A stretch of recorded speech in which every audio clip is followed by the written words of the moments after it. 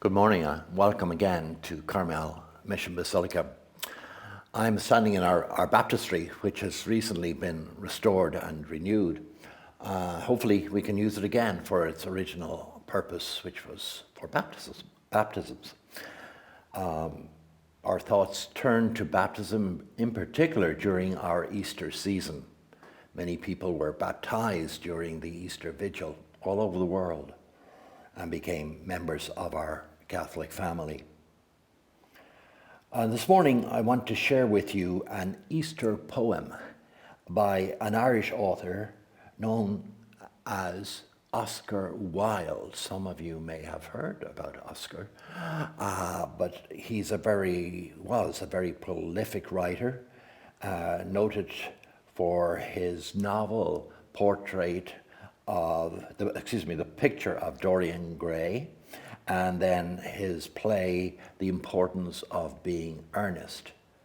And Oscar Wilde also wrote many stories for children. While many of his works acclaimed him some fame during his lifetime, it was only after his early death, really, that people began to recognize Oscar Wilde. He was a man of great contradictions, a leader of the aesthetic or decadent movement. He was also a Dublin-born son of ardent Irish nationalists, and he championed the cause of Irish independence throughout his entire life.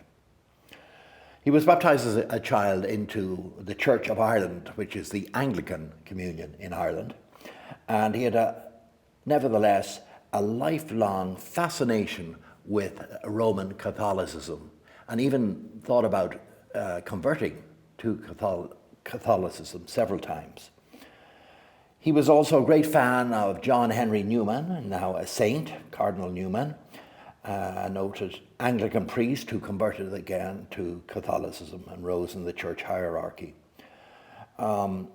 Easter Day is a sonnet that Oscar composed early in his career, and it's contrasting the rich, lavish liturgy that he experienced when he visited Rome at Easter time, contrasting that with the humble origin of the first Easter, to one who wandered and suffered by a lonely sea, Jesus of Nazareth.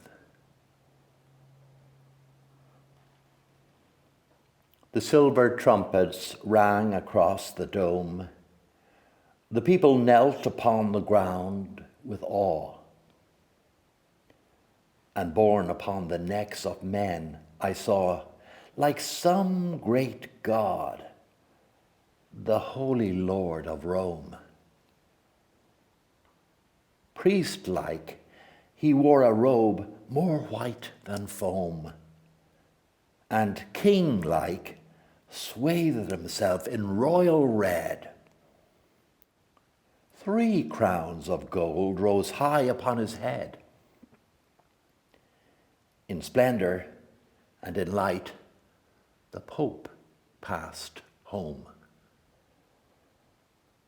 My heart stole back across wide wastes of years to one who wandered by a lonely sea and sought in vain for any place of rest. Foxes have holes, and every bird its nest. Only I, must wander wearily and bruise my feet and drink wine salt with tears.